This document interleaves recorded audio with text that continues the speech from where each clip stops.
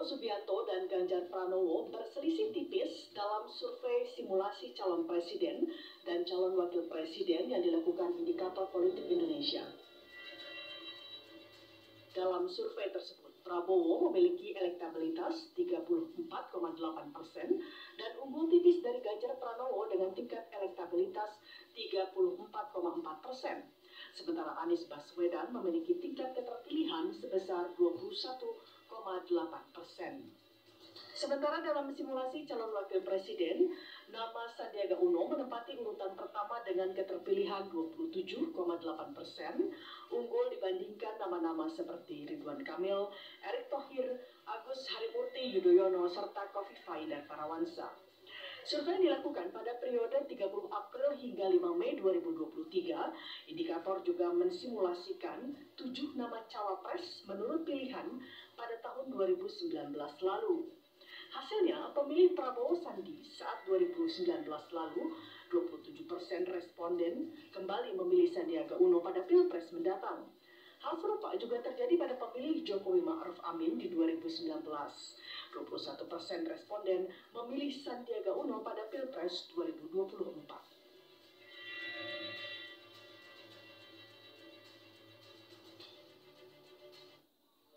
Kita levelnya. Oke, langsung saja kita akan ulas ya seputar survei ini. Sudah hadir bersama kita, di tengah-tengah kita ada Fendi Ghazali, analis komunikasi politik. Pagi. Tapi karena bajunya masih nasionalismenya luar biasa. Enggak, izin Euforia tim euforia 1 hari lagi atau 2 hari lagi masih boleh ya. Oke. Jangan terlalu lama ya. Enggak apa kita. Enggak, ini ganti-ganti. Ada 3 gudang lah yang gitu. Mas Burhanuddin dulu tadi dari eksekutif Indikator Politik Indonesia. Pagi. Terima kasih sudah hadir. Boleh ambil kesempatan sedikit aja ya. Gitu. Sebagai komunikolog atas nama bangsa Indonesia, kita mau minta maaf kalau terkesan kita cuma mendewa-dewakan sepak bola. Kita harus membanggakan seluruh cabang yang bertanding yang berhasil memperoleh lebihnya itu 27 medali emas daripada yang ditargetkan. Karena faktanya kemarin itu banyak sekali yang kecewa. Iya, misalnya kan hoki indoor itu ya, di bawah Pak Budi Sulistiono emas. Kemudian basket putri pertama kali basket Mas. putri Pak Dhani Kosasi. Kemudian kriket, itu kriket, basket putri, hoki indoor. Kemudian juga atletik, Pak Luhut ya, itu luar biasa. Renang dan atletik di bawah sampai ini lah ya. Luar biasa. Jadi kita proses semuanya, sepakat. kalau Bapak Presiden datang, itu kan diterima semuanya. Oke. Diarak semuanya lah. Jangan jauh-jauh dari istana itu ke GBK aja. Ini yang diarak maksudnya ya. Pak Jokowi dong. Soalnya kalau kita bahas hari ini kan 2024. Oh, 2024 ya. Jadi Pak Jokowi nanti datang terima semua, diarak dari istana ke GBK. Tapi selamat, terima kasih untuk semua atlet. Yang diarak semuanya ini atlet atau bakal capres atau bakal capres silahkan mengucapkan selamat kan. Karena begini Mas Burhan, kalau kita lihat kan survei Anda kan beberapa kali ya, akhir tahun kemarin dan bahkan awal tahun ini. Jadi trennya kalau di awal Mei ini seperti apa? Ya, jadi kita melihat saling salib bukan hanya antar capres tapi juga antar cawapres. Ketat lagi saya ya. Jadi ini pengalaman saya sejak melakukan riset opini publik tahun 99. Ini paling sekarang. Ini yang paling seru. Paling dinamis, paling kompetitif, seperti roller coaster. Bertukar tempat itu jelas banget ya. Clear banget karena kita punya data berkala. Misalnya Pak Prabowo itu 2020 itu unggul di peringkat pertama. Kemudian peringkat kedua Anies Baswedan, peringkat ketiga Ganjar Pranowo di tahun 2020. 2020 karena kita punya data panjang. Kita punya survei ini. Nah, kemudian ya Ganjar menyalip Anies di pertengahan 2020 sebagai peringkat kedua, tapi Pak Prabowo masih peringkat pertama. Kemudian tren Pak Prabowo turun disalip Ganjar di bulan April 2022. Kemudian Anies menyalip Pak Prabowo di peringkat kedua dan Pak Prabowo turun di peringkat ketiga di November 2022. Anies mendekati Ganjar di Desember 2022, hampir disalip. Tiba-tiba Anies melemah di sepanjang 2023. Pak Prabowo yang sebelumnya nyungsep, tiba-tiba rebound di awal 2023, terutama bulan Maret. Dan Pak Prabowo dari posisi 3 menyalip Anies, kemudian mendekati Ganjar. Sekarang kadang Pak Prabowo ada di atas, kadang Pak Ganjar ada di bawah. Jangan dalam kira-kira bola, enggak ya? Salah satunya begitu. gitu. Enggak, Ya. jadi ada dua Momentum penjelasan. apa begitu kan? Silakan. Enggak. Ada Ada dua, pengaruh ada untuk dua. Yang pertama adalah ada faktor Pak Jokowi juga. Jadi Pak Jokowi mengendorse Pak Prabowo bulan November, itu mengangkat elektabilitas Pak Prabowo. Tapi saat yang sama ada blunder yang dilakukan oleh Ganjar Pranowo, blunder dalam pengertian secara elektoral ya. Karena kemudian penggemar sepak bola sekitar 63% dari total populasi. Kenapa bisa dibilang? 63%. Mereka yang mengaku sangat suka atau Kalau suka. menurut survei dunia, pencinta bola di Indonesia itu 69%. Ya, di data saya 63. Ya, sekitar itulah ya. Iya, 63 sampai 60 Kali 200. Ya masih masuk lah Bang Ege. Kali 275 juta kalau data Iya, Iya, dunia. masih Ya. Kalau ini kan survei dengan populasi pemilih ya. Iya. Survei pemilih artinya 17 Iya. tahun ke atas. Oke, Mungkin 3% ya. kan banyak di penggemar sepak bola yang di bawah 17 Nah ini tahun ya. faktor yang Tapi poin saya, ketika Piala Dunia gagal dilakukan di Indonesia, U20 itu banyak yang menyalahkan PD Perjuangan dan Ganjar, dan itu yang membuat elektabilitas Ganjar drop dan kemudian disalib Pak Prabowo. Meskipun belakangan rebound elektabilitas Ganjar, tapi belum pulih. reboundnya faktor Ya, momentumnya apa? Reboundnya. Ada deklarasi Ganjar oleh PD Perjuangan dan P3, dan saat yang sama sebagian penggemar sepak bola mulai ada yang lupa, meskipun belum semuanya ya, masih ada yang marah gitu ya. Dan itu dua penyebab utama. Tentu ada penyebab lain, kita harus fair mengatakan Pak Prabowo mulai bekerja juga kan, terutama di sepanjang 2023. Misalnya basis Jawa Barat yang sebelumnya dikuasai oleh Anies, sekarang dia rebut kembali meskipun masih selisih tipis. Itu di tingkat capres, cawapres juga demikian.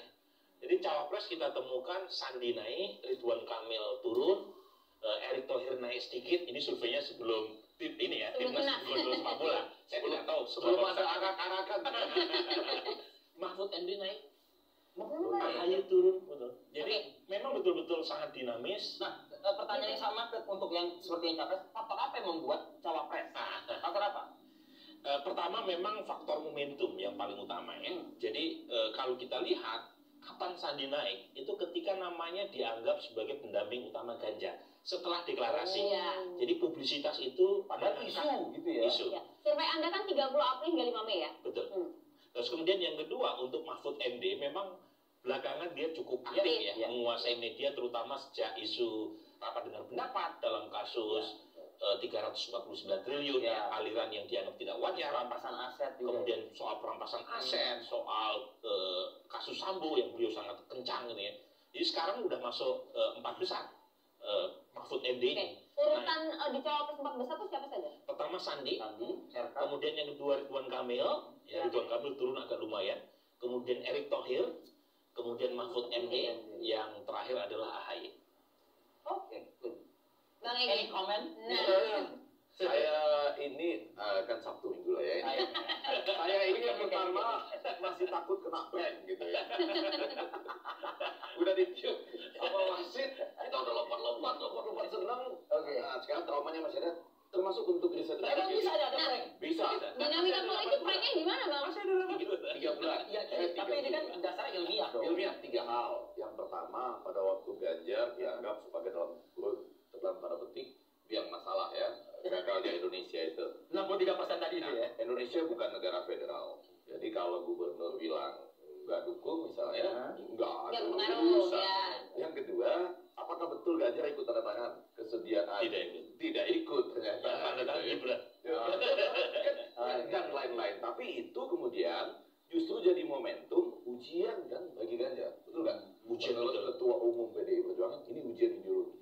Dan dia lolos. Dan dia dipercepat sehingga menjelaskan tadi bahwa begitu dia didaftarkan atau diresmi ya dideklarasikan sebagai calon presiden PDI Perjuangan, itu pasti ada namanya miraculous effect ya, efek mukjizat, langsung akan rebound lagi. Itu satu. Nah yang kedua, supaya kita jangan di-prank lagi, kita harus bedakan ketiga 19 nama itu selisihnya di atas margin of error, betul nggak? Selisihnya sekitar 4% dalam margin of error. Oh, berapa? Ada margin of error-nya berapa? Margin of error-nya 3%. Nah ini 4. Enggak, kan Ganjar bisa turun 3%, kemudian Prabowo bisa naik 3%. Iya, tapi jadi range-nya itu sebenarnya 4%. Kalau Seimbang lah artinya kalau coba sebut angkanya deh, di atas margin of error tuh kalau saya lihat. Sekitar 4 atau 5%. Iya. Kalau di atas margin of error tuh Prof, Iya. itu harus 6%. Selisih antara duanya, yang satu kan bisa naik 3, yang satu bisa Ya, turun turun 3. 3%. Iya. Nah, itu dalam margin of error. Iya, nanti coba lihat angkanya. Oke.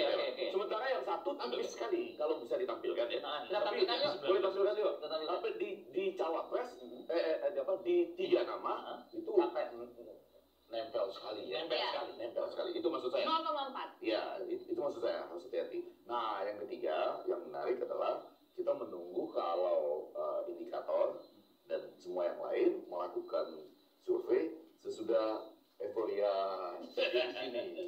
Belum Harus kan? bikin lagi nama legend lagi. Iya, sudah mau bikin kan? Belum ada. Belum. Tapi Akan mau bikin. tapi atas perintah Prof Effendi. Iya, ya. Menarik Tapi ya. saya penting untuk mengecek itu. Iya, jadi nanti dilihat tuh karena 32 tahun Bisa berpengaruh kerinduannya, Ya. siapakah yang mengucapkan selamat? Kan ada yang mengucapkan selamat sebelum Ya. pertandingan, Sebelumnya sesudah. ada yang sesudah pertandingan, ya kan? Kemudian ada juga Ini yang, nih maksud Bang Egi. nah ya, Coba di Bukan, freeze ya. bukan. Ini 3 nama ya. ini 3 nama kan? Kalau 3 nama kan, Simulasi 3 nama. yang 3 nama ini coba pakai kacamata ya, 34,4 Ini kalau ini 3 nama nih. dan 34,8, berarti sisinya 0,4%. Iya. Coba yang 19, Ini simulasi 3 nama. 3 nama ya, coba Cukup tipis. 19. Ganjar dan Prabowo dari ini juga Ya. masuk dalam margin of error. Paling tidak seimbang lah kalau bisa Oh dikatakan iya gitu iya. kan. Nah, kalau Anies agak tahu saya kenapa belum bisa naik-naik. Oke. Karena kan belum Ada mengucapkan momentum ya. perubahan itu apa gitu. Sudah Oke. tunggu nih. Oke, Siapa baik. tahu kalau lagi Ini Prof. Ya. Ini 19 nama, Ya. 29,3, 24,2, selisih 5%. Artinya, Oh iya. Artinya Enggak, kalau selisihnya berapa? 5%. Kalau dalam margin of error 29,3, 3%, 5%. itu artinya dalam margin of error margin of error. Selisihnya itu 5%. 4,4 ya. Ya, sekitar itu. 4,4. Margin of error-nya? 3% plus minus. Iya. Artinya kan dalam margin of error. Karena kan margin of error-nya 3%, artinya Ganjar 29 bisa turun 3%. Itu Kalau naik. baca pesimis, kemudian untuk Prabowo bisa Ya. naik Ya, 3%. ya. 6. Ini lebih besar lah. Lebih besar. selisihnya. Kalau Oke. 19 nama suara Ganjar lebih besar. Ya, Karena simple sih, Ganjar udah punya basis core. Ya. Tetapi ketika dikerucutkan ketiga nama, pendukung capres lain itu kurang mengalir ke Ganjar. Nah ini sekaligus Nah itu. alarming ya. Atau baca trennya bahwa Prabowo menguat, Ganjar rebound, Anies yang malah agak turun gitu ya. Kesimpulan. Anies turun sedikit sebenarnya. Agak turun. Iya, agak turun. Ya. Sedikit stagnan Ya, gitu. artinya kalau dalam simulasi 19 nama, kalau kita beralih ke simulasi 3 nama capres begitu ya, sejumlah suara bagi capres lainnya selain 3 nama ini mengalir ke Prabowo begitu. Prabowo dan Anies. Kita tahan dulu di situ ya. Iya. Ya, kami akan jadi terlebih dahulu, setelah ini kami akan kembali untuk Oh,